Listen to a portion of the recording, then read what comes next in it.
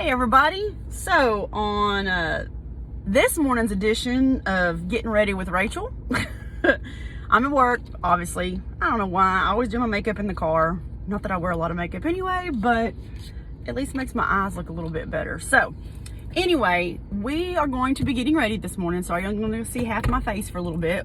But I had promised y'all that I would talk about surgery and everything. So as you all know, I had to do a diet prior to surgery to lose weight. And what I had to do on that diet, and I think I've talked about this in the last video, is I did 5 days of low carb, high protein. I was allowed what they called 2 carb choices a day, or I could combine it into one, which means I was allowed 30 carbs a day. I honestly really didn't have a problem with this diet. And then 4 days before surgery, I had to do 4 days of a liquid diet. That liquid diet consisted of Jello, popsicles, chicken broth, any sugar-free drink that I wanted. I think what else? Basically anything clear liquid diet. I had to do that for 4 days. I'm not gonna lie, that was really tough, but I got through it. The reason they do that is because they want to shrink your liver so that it's out of the way when they do surgery. So I had to be at the hospital on a Tuesday at, I believe it was 10:30, or maybe that's what time my surgery was scheduled. Heck, I don't know. But I was back there, getting prepped and all that stuff. It was probably about an hour before they actually took me to surgery. Not gonna lie to you guys, I wasn't scared. I wasn't worried. I wasn't nervous. I was excited and ready to get this ball going. So, took me back to surgery. I don't know what time they started surgery. My mom said I was back there for about 2.5 hours. What they did is they took me back, gave me the juice in my arm. The last thing I remember is them wheeling me out of the prep room, and that's the last thing I remember. I do remember waking up in recovery very vaguely. I was throwing up blue stuff, which, kind of freaks you out just a little bit. But I do remember throwing up. It was some blue stuff. And I remember hurting. I'm not gonna lie, I have never had any kind of surgery before in my life. I don't have any kids, never had a baby. Honestly, that was really like my first real hospital stay. So, like I said, I've had broken bones and stuff, and I've been in the hospital for kidney stones, and been in the hospital for, what else was I in the hospital for? For like a broken arm, stuff like that. I had a pulmonary embolism, so I was in the hospital overnight for that a couple years ago. But yeah, so that was like my first major surgery. And I remember, like I said, throwing up blue stuff, and I found out later what that was. And I remember hurting. I got back to the room, they took me back to the room. Mama was in there. They had her waiting in there in my room. The hospital I stayed at was actually quite amazing. They have a whole floor that is just for bariatric patients.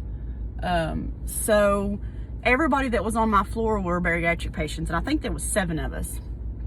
But anyway, I remember waking up. I was crying. I was in pain. It hurt. I kept telling my mama I thought I made a mistake. I shouldn't have done this. This was a bad idea.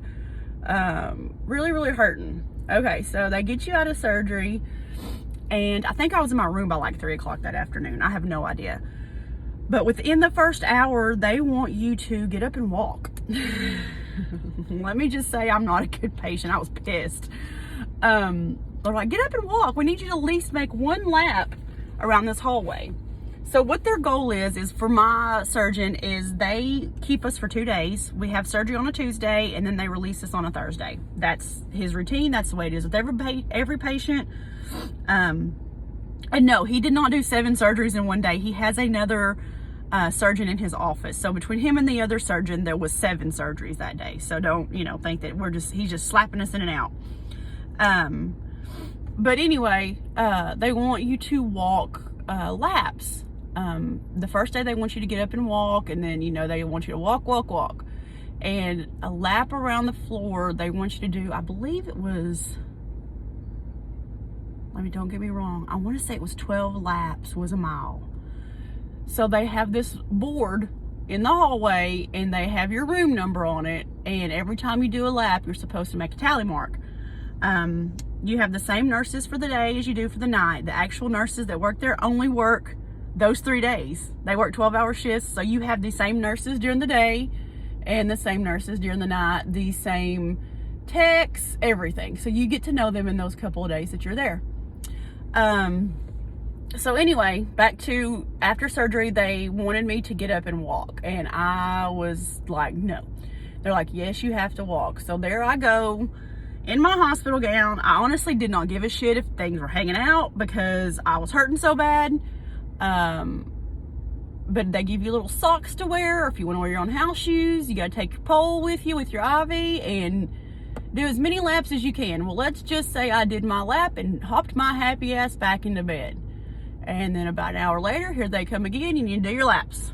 It's like, son of a bitch, I don't want to do these laps. Like I said, this is day of surgery, y'all. So anyway, I talked to Mama, and come to find out that the blue stuff that I was throwing up is something that they make you swallow while you're having surgery. And it's to check to see if there's any leaks in your stomach. And just habit of having it in your stomach and just having surgery, that's why I was throwing it up. So, but I didn't have any leaks, so that was good. The surgery is laparoscopically. I have 5 scars on my stomach. They're one's semi-large. It's maybe about like 2-inch scar. The other ones are like 1 inch to 1/2 inch. I mean, they're pretty small. And honestly, I don't care. I've got enough stretch marks and loose skin that having a couple of scars doesn't mean shit. So anyway, so the first day, I think I finished my laps by 1 a.m. because literally all I want to do was sleep, but they won't let you. I was pissed. Like I said, I'm not a good patient. Everybody else there is having to do the same thing. So you're meeting, fellow people in the hallway, fellow people that's had surgery. Some were in good spirits, some were like me, pissed as hell. Anyway, so I was there the first night. The next morning I got up, I was still feeling like shit. They still want me to do laps. So like I said, I would literally do 1 lap, go back to my room. 1 lap, go back to my room. Finally, by the afternoon of the second day, like the day after surgery, I was starting to feel a lot better.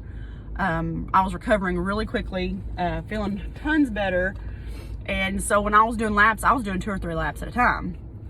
And by that afternoon, I was feeling great. I was at the nurse's station talking to the nurses, getting to know them, starting to feel a whole lot better. It's cold in here.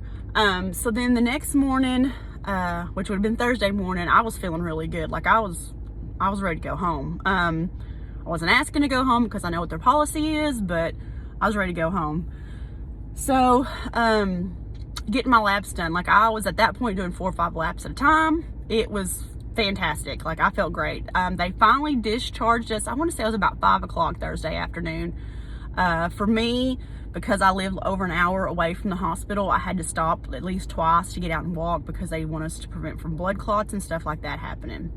So, oh, and back up. Since I have a blood clotting disorder, they had me on warfarin beforehand, but because of my surgery, they put me on some special type of blood clotting medicine to where I had to give myself shots. That sucked. Like I had to give myself shots in the stomach, and that kind of sucked. But after I had surgery, then I could get off those shots and get back on my warfarin and everything. But anyway, on the way home, they made me stop twice to get out and walk so that I wouldn't develop blood clots. So I did that. I got out and walked around the car a couple times.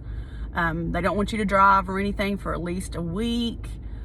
So then after I got at home, I was still on a liquid diet. I was on a liquid diet for, I believe, another week, which honest to goodness, you don't want to eat anything.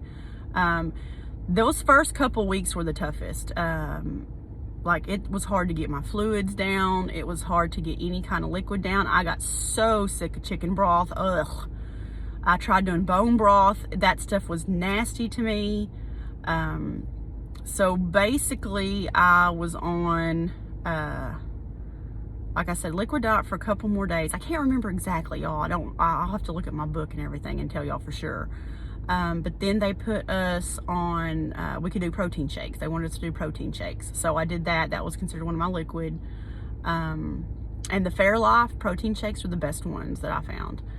Then after that, I had to do, I forgot, I'll have to get the exacts for you guys. I'm sorry, but I'll get my book out on my next video and go through the actual length of steps of everything.